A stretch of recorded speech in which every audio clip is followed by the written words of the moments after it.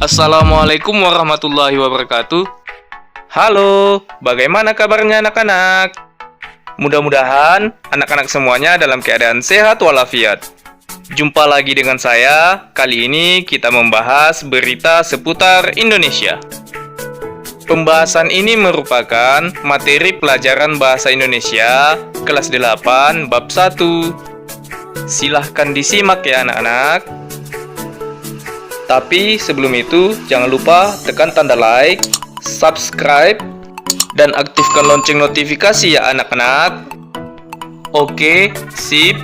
Kita lanjut anak-anak. Jika kita membahas tentang materi pada bab 1 tersebut, maka kita terlebih dahulu mengetahui tentang teks berita. Apa sih berita itu? Seperti yang kita ketahui bersama, bahwa pada zaman globalisasi ini bisa dikatakan tiada hari tanpa adanya berita. Dengan kata lain, hampir setiap hari, baik di media sosial, media cetak, ataupun media massa manapun, berita sudah menjadi menu utama atau sudah menjadi konsumsi umum. Oleh sebab itu, kita pun yang menjadi konsumen berita tersebut harus bijak dalam menyaring, memilih, atau memilah berita yang kita terima. Artinya, kita harus identifikasi terlebih dahulu apakah berita itu hoax atau berupa fakta. Sehingga, kita pun tidak dengan mudah untuk menyebarkan berita tersebut baik di media sosial, media cetak, atau media massa manapun. Oke anak-anak, selanjutnya kita bahas pengertian teks berita.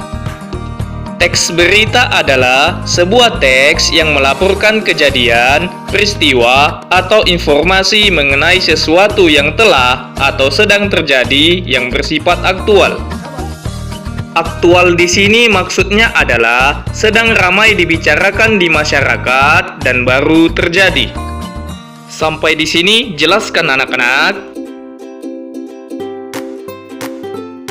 Selanjutnya, unsur-unsur teks berita. Unsur-unsur dalam teks berita terdiri atas beberapa kata, yaitu 1. What, apa. 2. Where, di mana. 3. When, kapan. 4. Who, siapa. 5. Why, mengapa. Dan 6. How, bagaimana.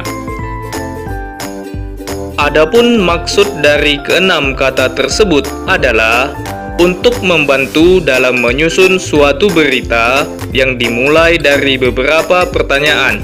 Misalnya, what, apa peristiwa yang diinformasikan.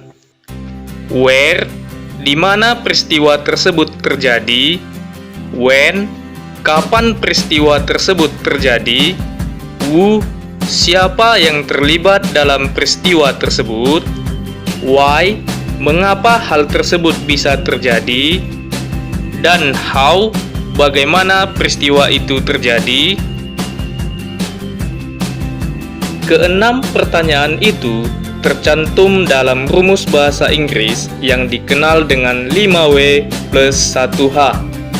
Sedangkan dalam bahasa Indonesia dikenal dengan istilah adik Simba, yang merupakan akronim dari kata apa, di mana, kapan, siapa, mengapa, dan bagaimana.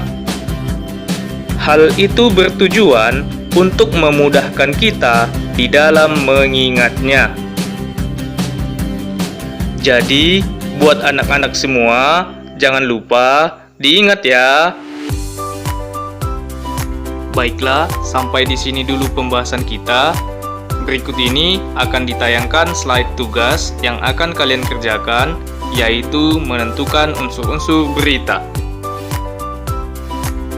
Setelah mempelajari materi pada penjelasan ini, anak-anak semua diharapkan mampu 1. Menjelaskan pengertian berita dengan mengerjakan soal isian 1 sampai dengan 5 yang ada pada buku paket halaman 2 kegiatan 1.1.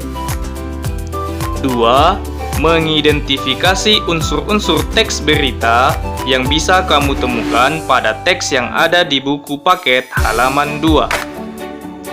Tuliskan pada buku tulis teks tersebut, kemudian tentukan unsur-unsurnya dengan panduan pertanyaan berdasarkan rumus adik Simba. Selamat mengerjakan anak-anak, tetap semangat, rajinlah belajar di rumah, dan tetap jaga kesehatan. Sampai jumpa lagi. Wassalamualaikum warahmatullahi wabarakatuh. Semangat!